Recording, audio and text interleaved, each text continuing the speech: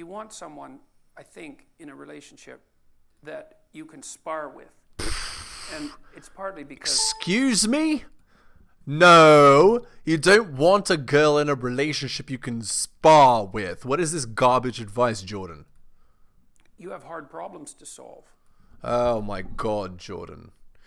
Yeah, you want a girl you can fight with. You want a girl you can battle with. You want a girl you can knock heads and butt heads and constantly bicker. Oh yeah, that'll create a great relationship. Jordan's just telling on himself here. There is no way that that's good advice. Sorry, Jordan. It doesn't matter how you disguise it. And if the person that you're with isn't willing to put forward their opinion, then you only have half the cognitive power that you would otherwise have. No, your argument is bad. Your argument is bad. If the girl is cooperative and goes with what you want, then you have two people pushing in the same direction instead of two people pushing in opposite directions. If you have two people pushing in opposite directions, they cancel each other out. It's like vectors. So no, Jordan. No. If you're constantly fighting, that energy you're spending fighting, going against each other, is energy that's not being spent on your like goals. You're not going in the direction that the captain wants. Because the captain is constantly fighting with the first mate about, no, we should go left. No, we should go right. No, we should go left. No, we should go right. Can you imagine what a No, you don't want someone you can spar with, Jordan. And hopefully you find someone who's interestingly different from you, like not so different that you can't communicate, and you have to be careful of that, but interestingly different, and then hopefully they have the ability and the will to express their opinion. Okay, Jordan, your advice is going in completely the wrong direction. What's he saying? Girls should be opinionated. Your partner, quote unquote, even though partner is a terrible word, it should be wife. Your wife should be combative or opinionated. That's what he's saying. No, she shouldn't be combative or opinionated. You are the man, you steer the ship. She can then give suggestions, but she is not to fight against you, push against the direction that you want to go. If that's the case, then why is she with you? If she's going to constantly push against, it means she doesn't believe in your leadership. Hello and welcome to the Helios blog. My name is Helios, here for another reaction video. If you're new to the channel, liking the content, hit the sub, hit all for notifications. If you'd like to support me, I do have a Patreon with exclusive content. It's patreon.com/theheliosblog. Just go there and subscribe to the Nebula tier. Again, it's patreon.com/theheliosblog. You could also support me by giving me a donation. Link is in the description. All right, let's continue. And then, well, then it's, then your interest stays heightened, and there has to be that tension in a relationship. People.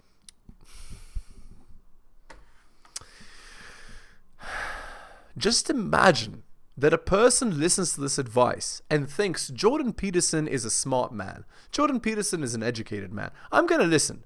I'm having constant fights with my girlfriend, but it's fine. There should be tension in the relationship. No, there shouldn't be tension. Well, not that kind of tension. There should be bedroom fun tension. That's for sure, right? Bedroom fun tension is maintained by maintaining masculine-feminine polarity. If you're constantly fighting, it means that both of you are putting out masculine energy, which means you're going against polarity. You're actively destroying the bedroom fun tension by constantly arguing. So, no, that's bullshit, Jordan. It's wrong. There needs to be tension in a relationship. Wow. People think, well, I want to get along perfectly with my partner. It's like, no, you probably don't. There's no way you'll ever get along perfectly with your wife or husband. Ever. It's not going to happen. But to say that you should have or want tension, no. Your wife should want to resolve any issues as quickly as possible for fear of losing you, for fear that, oh, no, I know if I'm getting into fights with this guy, he's not going to stay because he wants a nice environment. Like, Jordan, no, terrible advice. You just get bored, and then you go looking for trouble.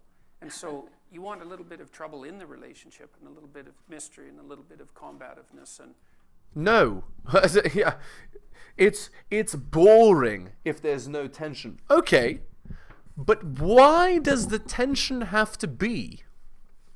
Why does the tension have to be fighting? Why can't the tension be bedroom fun tension?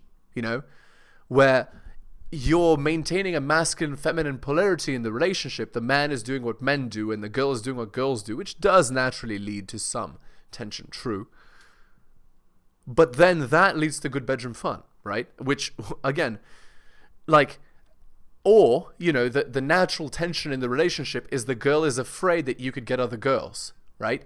She's afraid that you as a man, you're so powerful, you're so successful, you're so desired that you could get other girls. And so she's constantly in this state of tension, trying to convince you to be with her. That tension I can get behind, but not this constant argument so you go looking for trouble. Like, no.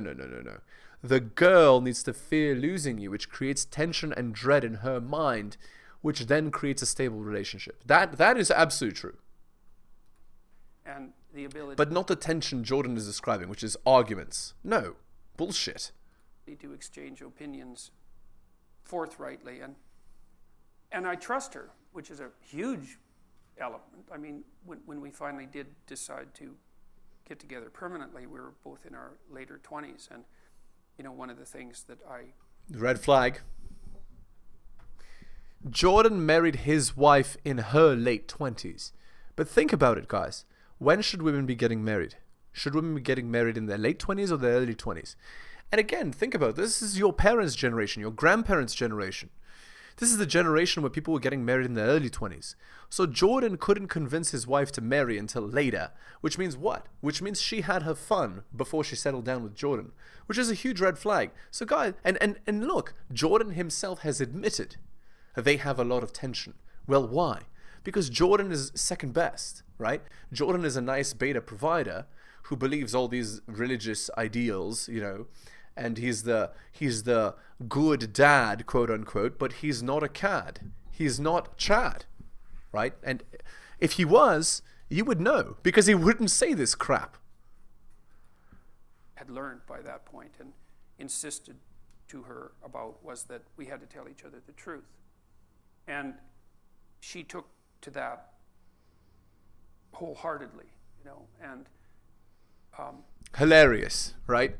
They said, well, we have to tell each other the truth. So what is the implication when he says she took to that wholeheartedly? What he's implying is that his wife tells him bad stuff about himself to his face. She bold-faced criticizes him.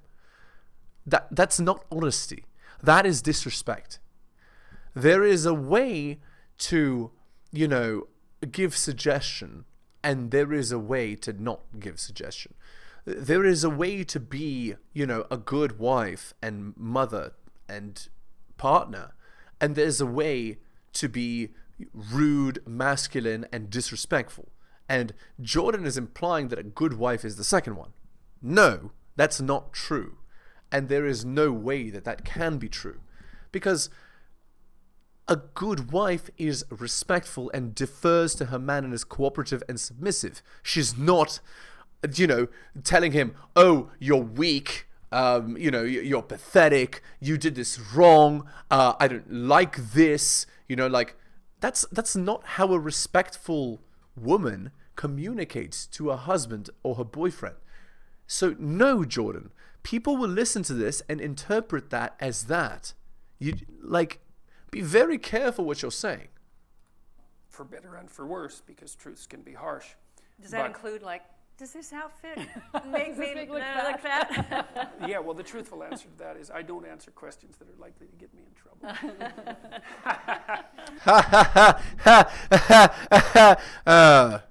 Disgusting, right? I don't answer questions that are likely to get me in trouble. So again, what's the idea? The idea is, like, that he can have a thought process like that says everything you need to know about his relationship with his wife. She would be willing to put him in such a position, and he answers with that, right? He wants to stay out of quote-unquote trouble. He wants to stay out of the quote-unquote doghouse. Who rules the relationship, if that's the frame? I mean, we all know, the wife. All right, let's go to Rolo Tomasi. This is Men in Love. Dalrock had an interesting post last week. She is the victim. And as is the nature of Doll's conversation, the post served as the tree trunk for various branches of very interesting offshoot discussions. Star Violet, a regular commentator, or some would say troll, dropped what was a seemingly innocuous question. Can men really not tell when a woman doesn't love them? As would be expected, the male responses to this and her follow-up comments ranged from mild annoyance of her naivete to disbelief of his sincerity with regards to her wants to know, quote-unquote. It's a concern trolling, right? However, her original wonderment as to whether men did in fact know when a woman doesn't love them, I think, carries more weight than most guys realize, so I thought I'd recount my comments to the discussion here. Can men really not tell when a woman doesn't love them? No, they can't. Why? Because men want to believe that they can be happy and bedroom fun satisfied and appreciated and loved and respected by a woman for who he is. It is men who are the real romantics, not women. But it is the grand design of hypergamy that men believe it is women who are the romantic ones. Hypergamy by its nature defines love for women in opportunistic terms, leaving men as the only objective arbiters of what love is for themselves. So yes, men can't tell when a woman doesn't love them because they want to believe women can love them in ways they think they could. From Women in Love. This is Iron Rule of Tomasi number 6. Women are utterly incapable of loving man in the way that a man expects to be loved. Women are incapable of loving men in a way that a man idealizes as possible, in a way he thinks she should be capable of. In the same respect that women cannot appreciate the sacrifices men are expected to make in order to facilitate their imperatives, women can't actualize how a man would have himself been loved by her.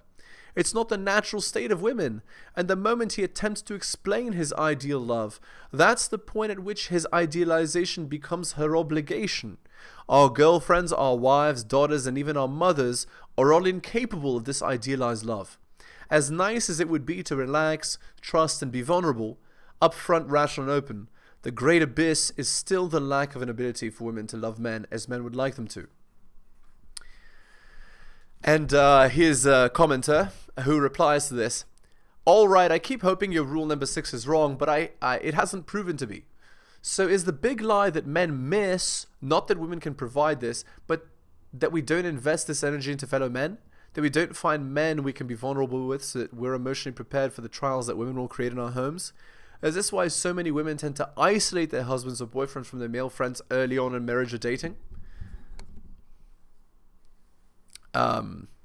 Women's solipsism prevents them from realizing that men would even have a different concept of love than how a woman perceives love. Thus, her question, can men really not tell? That's why she gives it. All right, back to the video. Yeah, so... I have a son who will answer honestly, and it's infuriating, but then I realized if you want the truth, talk to Tamara, she'll tell you. Well, that's the thing, it's useful to know. The truth is empowering. Truth tellers are charismatic, and actually both my sons are like brutally honest, which is disconcerting. Yeah. But I can see that it's made them very formidable. Oh, something that I want to say is this. Notice how when women argue, right, when they talk, where do they always talk from? They talk from their own personal perspective. And from that perspective, they generalize to the population. It's a logical fallacy. You can't say, my sons are truth tellers, and it has made them formidable. Therefore, all men would be formidable if they told the truth. You're generalizing your son's specific situations to the entire population, and your experience is not necessarily the only one. It's not necessarily the general one. You can't generalize like that. That's why you use facts, data, and statistics to generalize, not your own personal experience. By the way, guys, that is called solipsism. And because of people trust them and the friendships, and just it gives them and you've written a lot about this. Well, if I tell my wife that she looks good in an outfit, she knows that I mean it. Yeah. And so there's some utility in that. And then if you're silent and say, I don't answer questions, that she goes and changes knows it. Well, sometimes, she'll say, do you like this? And I'll tell her that I don't. And No, that doesn't that's necessarily useful. make her happy in the moment. Right. But if I do say I like it, she knows that I mean it. Yeah, right. So this is a very important thing, right? As a man, you need to stand by your beliefs and your words.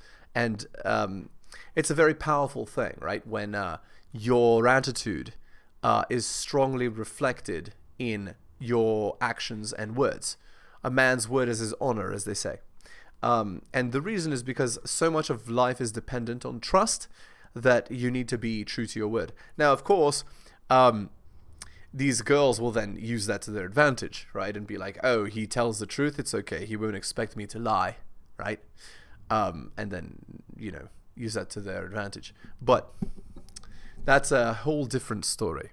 And, I actually like her sense of style a lot, so it turns out that 90% of the time it's pretty easy for me to say, look, I think you look great, and mean it. Mm-hmm. And, she's a fairly harsh standard bearer, too. Like, she's insisted that I stay in whatever reasonable physical shape I happen to be in. That was something that she's very demanding of, and I would say that it's the same from my side. And we've been... The key to a happy marriage is maintenance of a polarity, right? Of masculine, feminine polarity. Also very important is you as the man have to be able to demonstrate, or, for it to be very obvious that you could get other girls if you wanted, right? That you could have other options. It doesn't mean you necessarily would capitalize on those options, but very obviously you do have access to those. And there are other, women you could get in the event that you had to, right?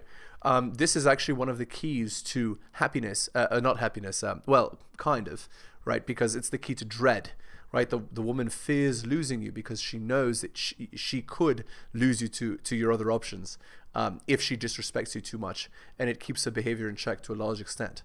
That's actually a very important thing. Good at negotiating, which is, what do you want from a partner fundamentally? Again, the word partner is bad. You should use the word wife, girlfriend, boyfriend, husband. Relationship is not an equal affair. It's not an equal relationship. The man and woman are not putting in 50% of the relationship because women are hypergamous. So women want men that are superior to them. Taller, stronger, faster, smarter, fitter, make more money, everything. And so as a result, it's inherently unbalanced from the beginning. So they can't possibly be equal partners. If you are in a quote-unquote equal relationship, it means that she's above you. Because even though you are better than her in every conceivable way, you still treat her as an equal. Well, she's not your equal. So if you're treating her as an equal, you're treating her as above you. What do you want and need? I mean, the first thing is that, well, hopefully, you, like I said, you're blessed with the fact that you find each other attractive. And I think it's very difficult for the relationship to begin or proceed or sustain itself without that. But having that, then what do you want? Well, you want someone that you can trust. You want someone that you can build a view of the future with. And you want someone that you can negotiate with. And that's very hard to negotiate. Again, guys, we're not out here negotiating with girls. We're not out here negotiating desire. Desire cannot be negotiated. So if you're having to make deals with bedroom fun and stuff, so she says stuff like, oh, I'll have bedroom fun with you if you wash the dishes, if you clean the clothes, if you iron XYZ. Like, your relationship's already dead, guys. That's the truth. We're not out here negotiating desire, because desire cannot be negotiated. So if that's your situation, it means that she doesn't see you as attractive. She's using you as a meal ticket. Just keep that in mind, guys. Negotiate with people because they have to tell you what they think. They have to know what they want or figure it out. They have to tell you what they want. They have to be satisfied when they get what they want, which is also a very difficult thing to manage. Right. Again, if your girl is never satisfied, right? So if no matter what you give her, no matter what you provide, no matter what you do, she's not satisfied, it means she doesn't love you. She doesn't care about you. If she doesn't love or care about you, you shouldn't be in a relationship. Because why are you in a relationship with a girl that doesn't give a damn about you? It doesn't make any sense. It's idiotic. So don't do it. And you have to continually update that because your life goes through different stages. And Well, and your attraction wanes, as we all know at our stage of life, not fatally necessarily. Speak for yourself. Okay, so these girls making jokes at their husband's expense, you know, you can already assume what kind of relationships they have, if that's the case. Your attraction wanes. Well, I mean, what does that mean? It means there's no bedroom fun in the relationship, which means the relationship is fundamentally destroyed, right? It's over. You're just roommates at that point. It's dead bedrooms. And if you want to read some of the most sad possible Reddit articles, just go to dead bedrooms, r/dead bedrooms, and you'll see what I'm talking about. It's depressing stuff, guys. But you will go. I mean, you will not be 25 forever. So that has to be. That is a fundamental expression of women's regret, right? They regret that they age and that they're no longer competitive in the market and they no longer have the attention that they did when they were younger. That's actually a fundamental, fear of women, right? It's a fundamental, and again, it's more solipsism, right? Because for guys, 25 isn't what it is for girls. Like a guy at 25 is more physically fit. Unless he keeps his body in shape for many years. Guys don't really decline that much with time. Of course, at the highest level of athletic achievement, they do go down with time significantly. But a man only declines 20% testosterone from the age of 30 to like 80. So a man doesn't really lose it like a girl loses it, which is why men age like wine and women age like milk. That's what they say. And a lot of women regret highly the loss of that power and beauty and sway over the SMP, the marketplace that they had when they were 25, as this girl said.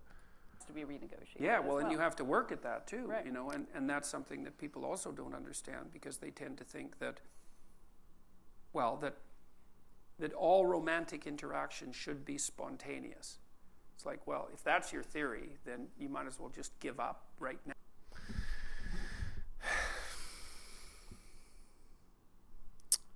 So what he's saying is you should have regular bedroom fun that's, negotiated and scheduled. No. The girl should want to have bedroom fun whenever you want to have it. And if that's not your arrangement, you're not in a relationship. She's using you. So no, Jordan, that's also wrong. And that's kind of depressing that he said that. All right. Let's go to the Reddit post. Last night, my fiancé 32 female and I 32 male had a disagreement that went overboard. Am I being sensitive? We were in a group text and someone mentioned taking the BART, the B-A-R-T. I had no idea what that was, so I asked. They thought it was funny that a Californian didn't know what a BART is. BART is short for Bay Area Rapid Transportation. I grew up in SoCal, so I had no idea what it was. I come upstairs to brush my little dude's teeth, and my fiancé was right there folding clothes. I asked her what it is since no one has told me yet. They just kept making fun of me in group text, and I didn't realize she was recording me the whole time. The whole time I'm brushing my dude's teeth, she's recording, laughing at me, and I had to ask her about 9 to 10 times what a BART is. It started to annoy me that she wouldn't just tell me and kept laughing at me.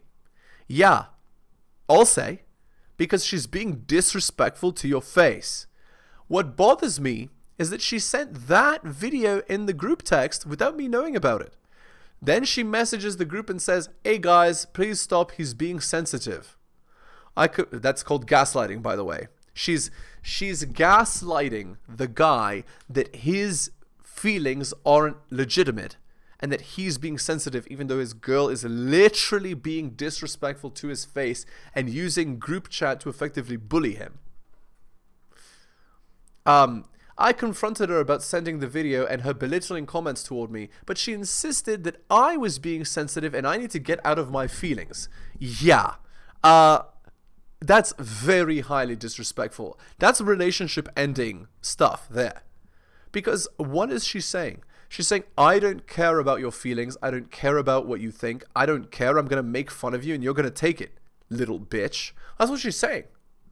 To me, you should have your significant other's back. I understand joking and having fun, but recording me without me knowing and making belittling comments toward me made me feel inferior. Yeah, that's because she sees you as inferior and she's treating you like that to your face, basically bullying you. She's being very disrespectful. 30 upvotes. Sensitive? I don't know. Bad choice in partner? Yeah, probably. I'm with you on this one. It's mean and childish. Agreed. 20 upvotes. Recording without your permission and posting it to others is a violation of privacy. That in itself is more serious to me. People operate in patterns and habits. I suspect this is not the first time she's made fun of you in private or in public, as well as violating your privacy. Exactly. Very disrespectful. And look, somebody said what I said. 9 upvotes. Utter lack of respect. It was more important to make you the butt of jokes than consider your feelings. Your being oversensitive is the go-to response for crappy behavior. It's right behind just a joke to explain away crappy behavior. The appropriate response is never "you're too sensitive," but an apology. When someone says you're too sensitive, the reply back is "you're insensitive." It's bad enough she participated, but she sent the video that you didn't know she was recording out to other people to make fun of you. If she's doing this to you, what do you think she's doing to your little dude when you're not out there to protect him? I'd take a moment and examine your relationship a lot closer. How often does she use the "you're being too sensitive" as an excuse for bad behavior? How often does she belittle you? Does she frequently ignore your feelings? How often does she insist her feelings matter, but yours don't? I'm betting if you take an objective look at this woman, you'll discover a lot more wrong with your relationship. This is your life and future with this woman. It's only going to get worse once she has you locked down with the marriage and more kids. Exactly. And we're going to end the video there. Again, guys, if you're new to the channel, liking the content, hit the sub, hit all for notifications. If you'd like to support me, I do have a Patreon with exclusive content, patreon.com/theheliosblog. Just go there and subscribe to Nebula tier. Again, it's patreon.com/theheliosblog. You could also drop me a donation. The link is in the description. Again, guys, thanks for taking the time out of your busy day to watch my channel, especially if you listen to the end of the video. I really do appreciate it, guys. You're wonderful. And, of course, shout out to Tom M for his generous donation. I really do appreciate it. Thank you so much for listening, guys. And I will see you next time.